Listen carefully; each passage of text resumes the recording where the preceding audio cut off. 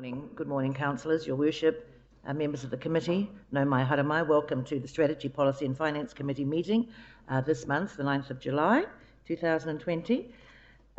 So welcome to you all this morning. Do we have members of the public? No, I don't believe so. But we do have, of course, Felix from our reporter, intrepid reporter, Morena, and our hard-working staff members. Kia ora tātou. Our meeting is being live streamed, so when you speak, if you please can speak into the microphone, move it closer to you if you have to, just so that everything is heard. Our mobile phones, of course, are turned off, and if there is a necessity to take an urgent message, can you indicate that, please, so that there's little disruption to our proceedings. And we do have an opening karakia this morning from Councillor Kai Fong. Thank you. Morena tātou.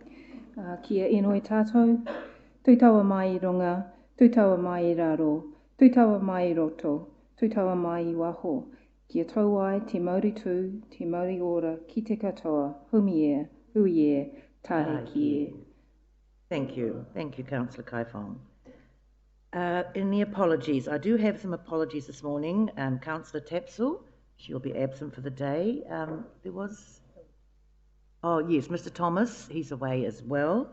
I might have an earlier departure around 11:30 for Mr. Berryman Camp. Apology from Ms. Marks, thank you. Well, I'd like a mover and a seconder, please, that the apologies be accepted. Thank you, Mrs. Trumper. Thank you, Councillor Donaldson. All those in favour, please say aye. Thank you. Order. Declarations of interest this morning. Carl, thank you. Urgent items not on the agenda. Carl, kia ora. Thank you. I'll do the tūhoi one. Thank you. Confirmation of our council minutes. Now we have 3 here. The Strategy, Policy and Finance Committee meeting held on the 11th of June 2020. Could I have a mover and a seconder, please? Thank you. Oh, thank you, Councillor Donaldson. Thank you, Councillor Wang. So I'll put, are there any changes, amendments or corrections, please?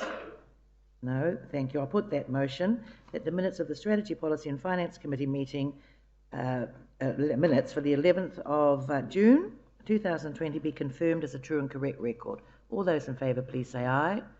Thank you. Oh yes, Your Worship. Wonder if we could also acknowledge yesterday the signing of the MOU. We had the presentation at that meeting about our housing strategy, and yesterday was the announcement of Ngāti Whakaui and Kāingaora. So that's the first product to get off with our housing strategy, which is wonderful. Thank you. Oh, but certainly you can do that. Now we have for the minutes for the meeting held on the 25th of June. So could I have a mover and a seconder, please, that the minutes of the Strategy, Policy and Finance Committee meeting minutes, 25th of June 2020, be confirmed as a true and correct record? Thank you, Councillor Yates. Thank you, Councillor Bentley. Are there any changes or amendments to the minutes? Oh, yes, Mr. Berryman Camp. So yes, apologies, Madam Chair. I was a wee bit slow.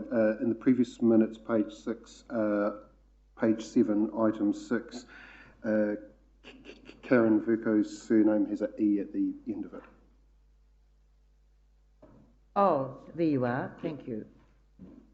Thank you very much. So I'll put that motion now. All those in favour, please say aye. Aye. Contrary? Thank you. Carried. And our final minutes. Gosh, we were going hard there, weren't we? May I have a mover and a seconder, please, that the minutes of the Strategy, Policy and Finance Committee meeting minutes on the 30th of June 2020 be confirmed as a true and correct record. Thank you, Mrs. Trumper. Thank you, Councillor Wang. Any changes, amendments? Or thank you, Mr. Bentley. Thank you, Madam Chair. Under item 3, it states here that we had independent legal advice from Tompkins Waite. I think with the amount of money that this council is spending with Tompkins Waite, it can hardly be independent. Oh, point of order, Madam Chair. Thank you. I take exception to that. Legal advice is freely sought. This was at a request of one of the councillors that we get advice, They are the experts on Local Government Act, and it was highly appropriate that that advice was sought and given. Thank you. Point of order is upheld. Thank you, Madam Chair. Just as a comeback on that one, in that surely we can remove the word independent. We sought legal advice, yes. Order. Yes. It was absolutely independent advice. Thank you. Yes, I'm going to uphold that. Thank you. Thank you, Councillor McPherson. Yes. The term independent is an opinion. It is a fact that legal advice was sought, but it's an opinion that it was independent. I've already ruled on this. This, thank you. My next point, if I may, is that the record here does not record the fact that 3 councillors were then asked, or formally requested was the phrase, to explain their position with regard to this conflict of interest. And the other point of order related to that is that the standing orders make no provision at all for a chair to formally request a member explain their position on an alleged conflict of interest.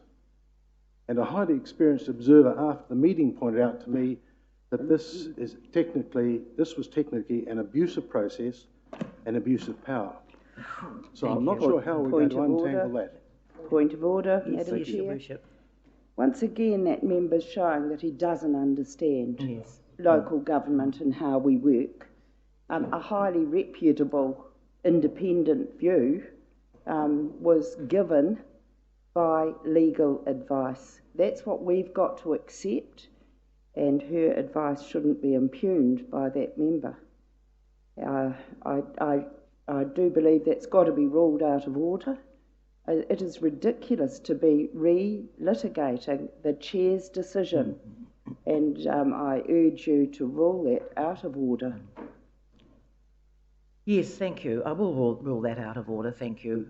And the second part of my request, that the minutes record that there is no provision for the chair to formally request a member The minutes explain. will stand as is, Councillor McPherson. The minutes will stand as is. Thank you. I am going to put the motion. It has been moved and seconded. I'll put the motion that the minutes of the Strategy, Policy and Finance Committee meeting, minutes of the 30th of June 2020, be confirmed as a true and correct record. All those in favour, please say aye. Thank you. Contrary? Thank you. No, 3. There's 3 there. 3. And Thank can that you. be formally Thank you. recorded? Thank you. Yes, they'll be recorded. Thank you.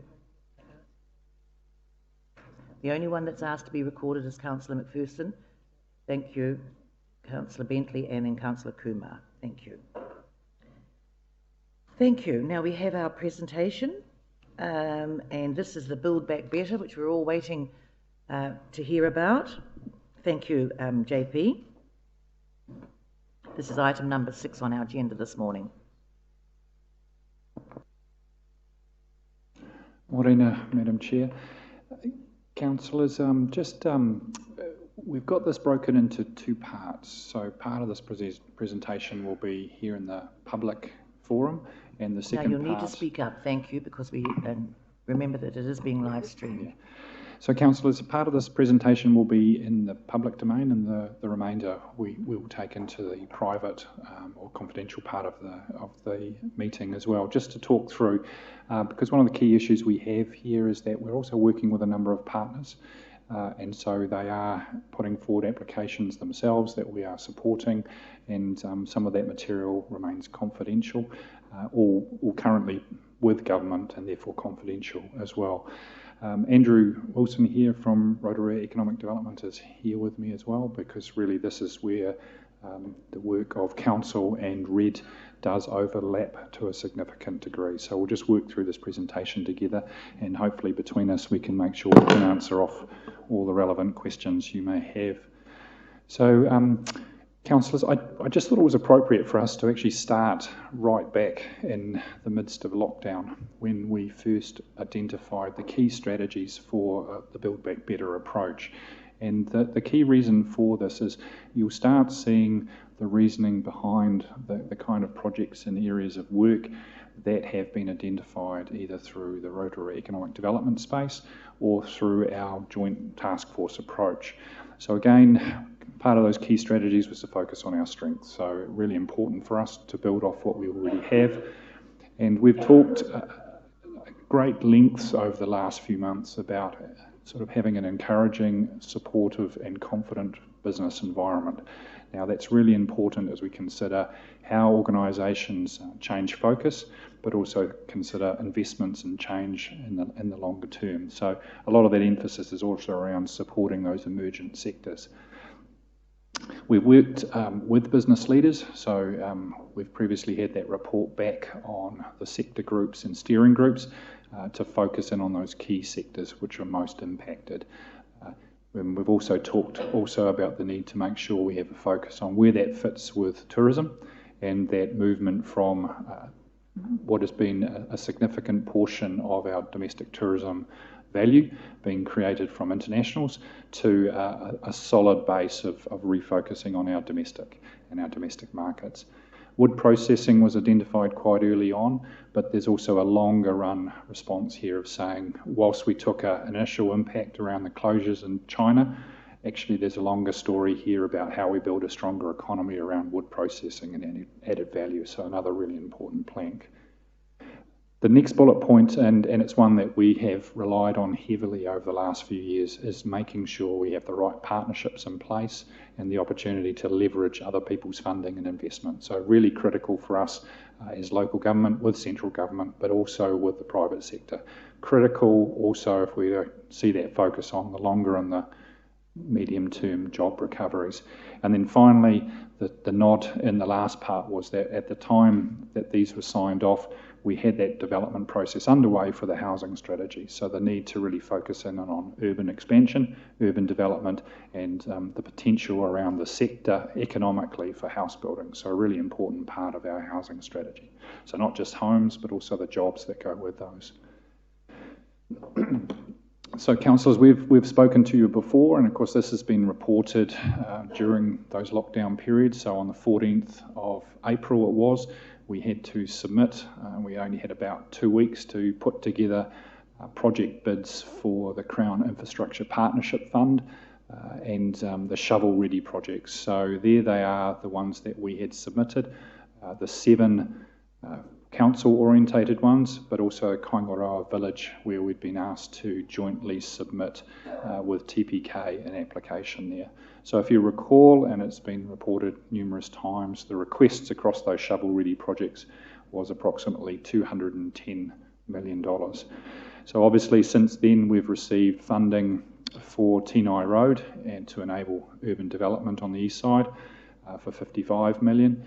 But the concern we have at this stage is we still haven't seen any other news about the remaining shovel-ready projects, and the government's announcement has left approximately $115 million across the entire Bay of Plenty, which we're starting to see those released gradually. So a number of these projects will need to be reconsidered in that context moving forward. So whilst we were doing a lot of work, and there was also a number of other discussions that were taking place either directly with council on a sort of an ad hoc basis or systematically by partner organisations working. So Provincial Development Unit, and we've reported this to you as well, we're very quick to say as we move down through the levels, 4, 3, 2, how are you going to recommence your capital expenditure program and how are you going to reset jobs and get people working again. So as part of that enablement, government at that time made the commitment to advance us all of the Provincial Growth Fund money that was set up around our key contracts, so museum, lakefront and the forest. So Thomas has reported what that's done for our financial position going through this financial year. In addition, there was a number of other schemes being talked about either from the MB or other agencies around support for jobs. So we've previously reported the 1.1 million that Stavros and Infracore had received to support jobs in a number of areas there. And outside of that, there is a number of other ad hoc options and new funding opportunities that have been identified by government, and we'll talk a bit more about those. Now, in a community-wide perspective, and this was one of the challenges everyone had in lockdown, We're spending a lot of time Zooming, but also looking at the same opportunities that we were for partnerships with government. So a really effective partnership came together around the Te Arawa COVID-19 hub, initially dealing with the cushioning the blow, but that group very quickly moved into identifying projects and actually working closely with Te Arawa entities to submit their own applications for funding and partnerships. And those have been extremely successful. So Te Arawa Lakes Trust is a really good example of that.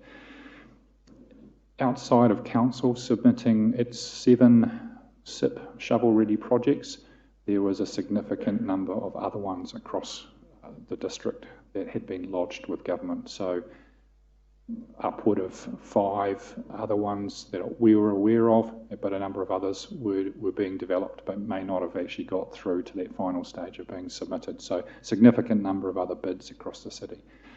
And in addition to that, a number of other groups talking about the kind of changes and ideas and projects that should be considered for our community.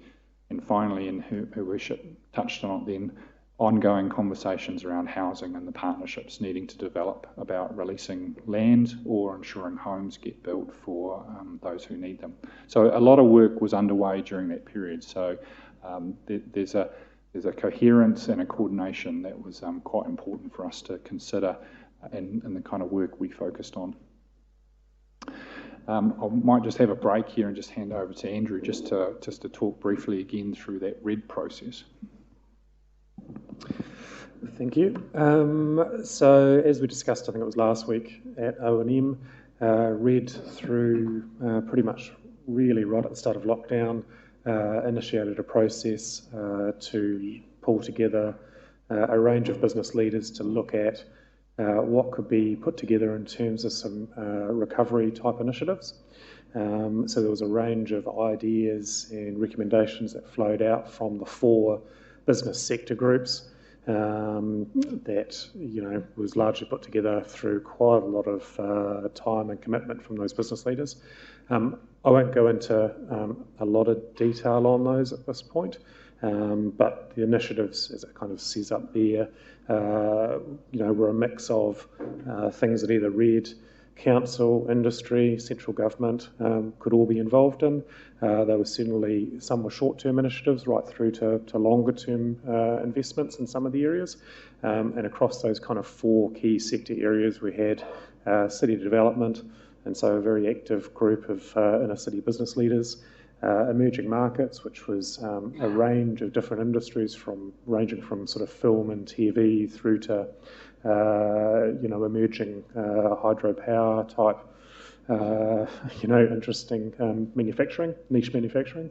The forestry and wood processing, which brought together and I think reflected and recognised that this is very much the centre of wood processing and forestry of New Zealand, and so there was some pretty outstanding leadership in that space.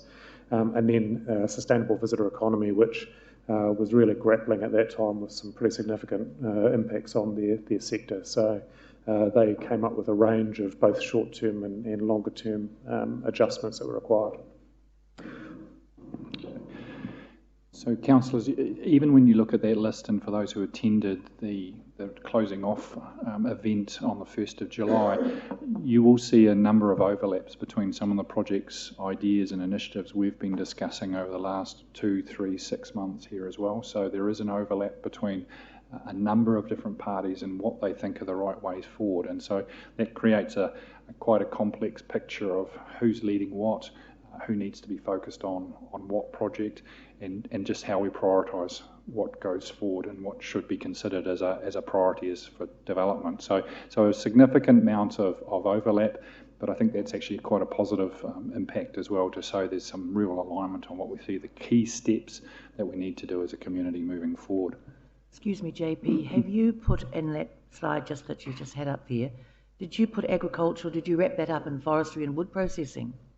Because I keep looking at Mrs. Trumper, and I wanted to know where because they're a sector group, and I just wondered where they are.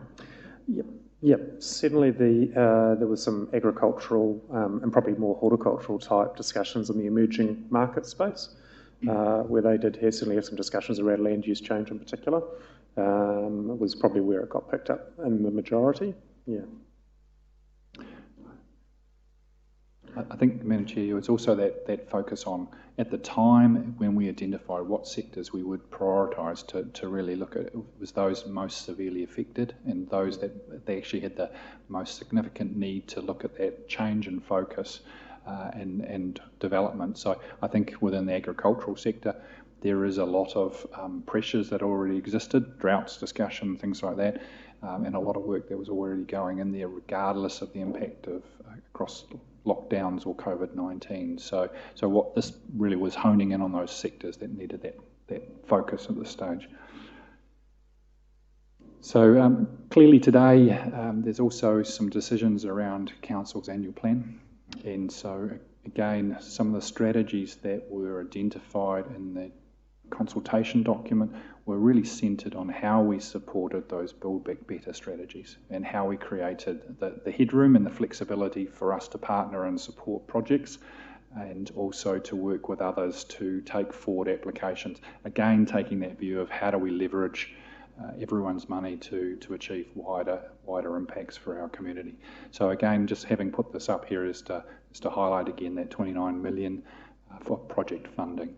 And we've been clear all the way through that any decisions around how to invest that 29 million of council funding would be a council decision. So again, that's part of the process that will now sort of detail about how projects will be coming back to you for consideration. Now, the Chief Executive has been at pains to highlight that those won't come back in a single, total, coherent, here's a proposal to spend 29 million. There is a lot of projects at different stages, different levels of feasibility, different levels of due diligence that will need to come to you gradually over the next year. But it's a case of just seeing how those ones come through, just so you get a clear picture of the total, what's in the pipeline, but more specifically then you're equipped to make those decisions around how to apply your 29 million through that decision-making processes. So one of the responses that we took was to pull together a more dedicated team and economic recovery task force within council, just really to focus on how do we ensure coherence and coordination around a large number of projects coming towards council or from council, but equally how we work effectively with our partners in the business sector or in the public sector across the city. So a really important perspective for the district. So our sort of key objectives there, you can see there, rapidly progressing existing projects. So we needed to do a significant amount of work in preparation for any decisions around shovel ready if we were to meet the conditions in that space. Also, the need to continue to progress current projects was really important for the organisation, and Her Worship made that reference to housing. So a number of initiatives that are still progressing quite rapidly in that space. And this is that issue around how much is dealt with in a specific task force of people focusing on it, and how much is actually just our normal business as usual within our organisation in this new climate. Develop new project proposals. So a number of groups and entities have put forward ideas, and it was an issue that was highlighted at the closing off event on the 1st of July around the sector groups. The real issue is not just identifying the ideas or the opportunities, but actually creating that into a well-formed proposal and implementing it. So that implementation challenge being quite significant in that space. So a real need for us to make sure that we have an effective pipeline to develop proposals and projects to a level that they can have investment decisions made. And again, then the reference there to working with partners. So a number of entities wanting to continue to undertake their own work, and I made reference to Te Arawa Lakes Trust, who has been very effective, particularly around the establishment of their hub, but other entities as well that may not require assistance of council, but others who have reached across and said, look, we'd be very keen to work through the task force and to use some of your resourcing and efforts to ensure we can get our projects developed to an appropriate level. And then finally, the biggest issue there is how do you create a single view or an effective view of Rotorua coming together as a district to put forward the most coherent and best shaped set of proposals, and we're not cutting across each other. So a really important task for this task force was to make sure there is that coordination and understanding who's doing what in the development of projects. So just this slide here, just again highlights some of those critical outcomes we're hoping to achieve. And clearly this ties again to our relationship with government, immediate and sustainable job creation. So really critical to the future. Increased economic resilience. So a significant part of building back better is, and if you take a civil defence perspective of that, it is about building resilience as a critical underpinning set of investments or decisions. Community wealth, so again, not just creating any jobs, but creating a change within our local economy and building wealth and skills and the value of roles and jobs within our community. Something that underpins a lot of the council's work at the moment, and the importance of the Te Arawa partnership in creating change and supporting change within our community. And then the more obvious ones, promoting sustainability, leveraging available funds and partnerships, and also a view that we have to focus on things that can be done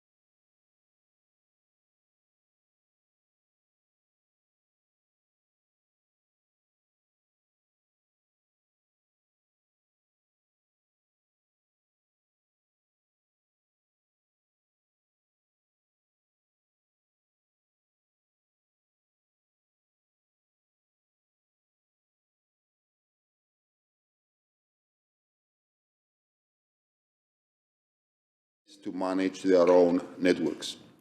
It also assumes that by pulling together the asset ownership into some regional entities, those challenges of capacity and capability can be overcome. Also, it assumes that by offering $761 million, which is roughly 1% of the outstanding backlog, it will somehow be a sufficient carrot to forgo your local responsibility for your network. I cannot make that decision. In due course, you have to make a decision whether you want to transfer ownership of this asset to some kind of regional entity. However, although the amount of money of $760 million appear to be quite high, it reflects less than 1% of what the backlog is. And also, it's basically conditional to us agreeing that we will transfer our infrastructure assets to some kind of regional entity. We'll continue to work with, obviously, with the government. And as you know, we do have our infrastructure strategy that anticipates risk mitigation measures. But we'll work and see what the implications of that would be in the meantime. Thank you. Thank you. And I do agree with you that it isn't. It's something that we have been anticipating. I think we're a little well ahead of actually that, but however, there's some other Councillor Kai Fong. Thank you. Yeah. Just a question around the outcomes on slide 8. So just from the comment from the Chief Executive is that if we are now going to be allocating this fund fairly quickly, it means that there isn't going to be a contestability of the potential projects, because we'll be making decisions as they come to the table. So in that situation, is there a weighting or priority ranking in terms of the outcomes, or to use Mira Pekka's words, and we need to maybe put in front of audacious a big hairy, so a big hairy audacious goals, so that are things like immediate impact or immediate job creation more important than some of the other goals? I think that's about making sure that you have that information on which to make that decision. We've had that kind of discussion. You speak up, please. Sorry. Thank you. I think we need to highlight all of those aspects and allow you to make that evaluation yourselves as a collective body. I think if we sit here and go, there's the criteria, they'll get a score between 1 and 5, and the project I present with you today has a score of 20 because it's got 3 3s, 2 4s and a 5. We may be in a situation where we're having a re-litigate of, is it really a 3 or should it be a 4? I think what we've got to make sure is that we're providing you with comprehensive pictures of the projects, the risks and the values they create, and you'll have to make those decisions as they appear before you. So again, as the Chief Executive ensures I don't use the word gradual again, as those proposals are shaped, they will need to be fully shaped so that you can make as good a decision as you can with the information you have at that time. And we will have to evaluate that and detail that information for you, but you'll have to make the decision on the merits of each of those projects as they come forward. Thank you. Thank you. Oh, did you have a... No, thank you. Councillor Kumar? Thank you, Madam. Thank you, Madam Chair. And through the Chair, JP, going back to the presentation that we had on Thursday last week, and with regards to my questions coming from I've got 2 questions. Sector Group City Development last week, when Greg Brown presented, he said that he had some real horsepower in the team that he chose, and so I just wanted to know, because now there's a pedestrianising plan, there's cut 3 options. Were they privy to have a look at the plans presented to them on when they had that horsepower to decide how the city was going to emerge after the economic recovery? Were they part of that plan, or was that going to be something that was not accorded to them? So I'm just clarifying here. I think what we had last week on last Thursday was that Stavros presented some of the thinking that was around the NOP, Network Operating Plan. So I think Council had previously asked Mr Michaels to produce a decision or look at the roading network hierarchy and how do we effectively support the CBD in that space. Now, my understanding from the presentation, because I wasn't here last week, was that that was a piece of work that had been commenced some time ago. It had got through to identifying some options. The intention was that would be now handed through to the city discussions for where does it fit. So when that sector group comes together, or we undertake a process looking at the future state of this in a city, that becomes an input into that conversation, because it was intended to focus on the roading hierarchy and how those roads would factor. So my understanding is those options that were discussed would be an input into the process to reimagine, re-envisage the city. So it is an input only, it's not an answer in itself. So, supplementary to that, my other question, but I do gather that they did not have a direct input into this pedestrianising at this stage. My other question is on slide 8, we talk about, or we see written there, funding TRO partnerships. For those that don't understand it, from my point of view, from their point of view, what is there that we're going to strengthen? I see there's draft housing, there's the MAL projects. So what is it we're going to do that we are not doing, or is it what we're going to do that will strengthen this partnership? I think you identified the word funding there. Now, that's not necessarily an outcome at all. The intention there is that we work closely to support our iwi partners and often their aspirations. This is not the council's aspirations. This is the iwi trusts and entities' aspirations collectively for what they want to achieve. So often we're providing support only in helping them direct applications or make those contacts. Some are absolutely capable of doing that and do that themselves and do not require any assistance.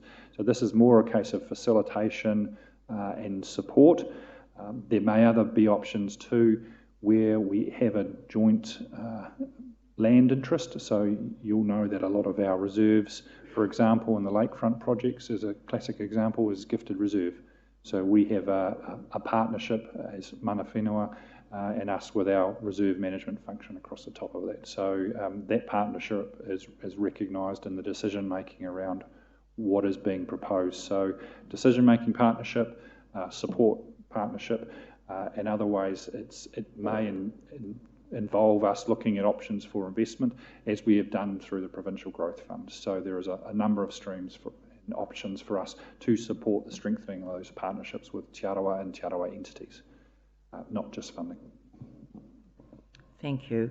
And I don't know for Councillor Kumar if you know, but next week Te Arawa will be launching their Te Arawa Vision 2050. And of course, because they have very definite aspirations for Te Arawa iwi, and which is basically to see them all thriving. So that certainly there'd be nothing inconsistent with what we're doing here as well. Yes, Your Worship, thank you. Well, lots of words bandied around. Thank you for coming and bringing that to us, because I think there is a misunderstanding that we've actually got a clearinghouse here to help all projects with those goals to deliver for the city. And I think, well, your words were audacious. I think it's very progressive and innovative and moved very quickly. So in lockdown, this got underway. And I'm incredibly proud that as a district, we're moving with confidence and we're getting investor interest, and the community confidence is beside us, because I saw a community with high passion and a love for this place, wanting to work with us as a partner to get our leverage for our community.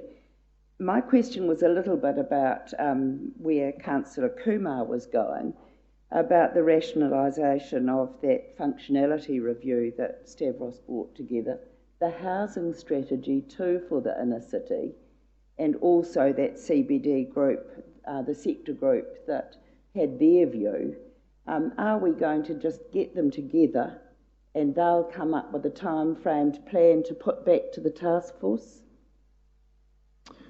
Through the Chair, that's a good question. So, sort of building on what JP spoke to in terms of the work that Stavros's team had done as been an input, we're taking all of those inputs and then going to be going back to the inner city group with a collection of inputs about how do we actually shape that up into a single view before actually looking to try and socialise that more broadly across all of the interested parties in the inner city. So it has to be driven from all of those entities that make up that community effectively.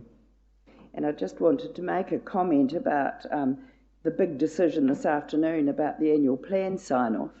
We've got that 29 million factored in there, plus the 1 million for community resilience. So we really need your support to vote for the annual plan so that we can get going. Otherwise, these things are rather stranded. Thank you, Your Worship. Mrs. Trumper, did you have a question? I had you down. Oh, sorry, I must have just looked over your way. Thank you. Any further questions? Well, thank you very much. Thank you so much for that. It was really actually quite exciting to hear. Thank you so much. Now, I will have going to put, so we don't have to have a mover. No, that's just been presented. Thank you. Right, I'd like to make, now we're going to have a resolution to go into the public excluded. And the reasons for the going into public excluded is to ensure that we enable commercial or industrial, there could be at-risk commercial and industrial negotiations, and of course to enable any commercial activities to remain at this stage confidential. So could I please have a mover and a second that we move into the public excluded session? Thank you, Councillor Wang. Thank you, Mrs. Trumper. Thank you. I'll put that motion. All those in favour, please say aye. Aye. Contrary? Thank you. Carried. Shall we take perhaps a 5-minute break? Thank you.